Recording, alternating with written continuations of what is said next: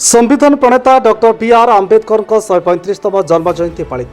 गत 14 तारिख दिन डॉक्टर बी.आर. आंबेडकर युवा परिषद मंगलपुर अनुकूल संविधान प्रणेता डॉक्टर बी.आर. आंबेडकर 135तम जन्म जयंती महासमारोह पालित हो जाइछि। ए उपलक्षे एक सभार आयोजन करा जायतिला। ए सभारे जाजपुर पुरातन सांसद श्रीजुक्त अंचल दास मुख्य अतिथि भाव जोग देइथिले। मुख्य वक्ता भाव अवसरप्राप्त शिक्षक तथा वरिष्ठ समाजसेवी श्री छायापति जेना योगदान करथिले।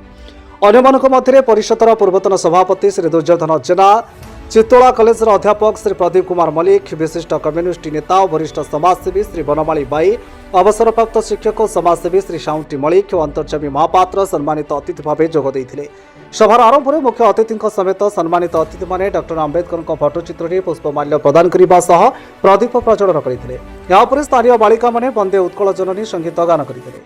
सभा आरंभ में सभा परिचालक श्री अमर कुमार जेना अतिथि मानक परिचय प्रदान करने सह स्वागत नृत्य माध्यम पुष्पगुच्छ सह उपढौकन दिजाई अतिथि मानक संबर्धित करा।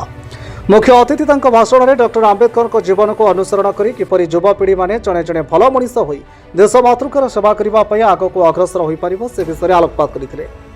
मुख्य वक्ता श्री छायापति जेना अभिभाषण में कहते किपर डॉक्टर आंबेडकर एक दलित परिवार में जन्मग्रहण करते दृढ़ इच्छाशक्ति और कठोर अध्यवसाय बल से किभली भारत कहीं सारा विश्व में निजक प्रतिष्ठा लाभ करें। तेणु आदर्श को पाथेय कर आंबे मैंने निजर दृढ़ इच्छाशक्ति बल में उच्च शिक्षा लाभ कर आमर देश को आगे नहीं पारिबा तेबे जाई आमे प्रकृत दायद बोली कहि परिबा।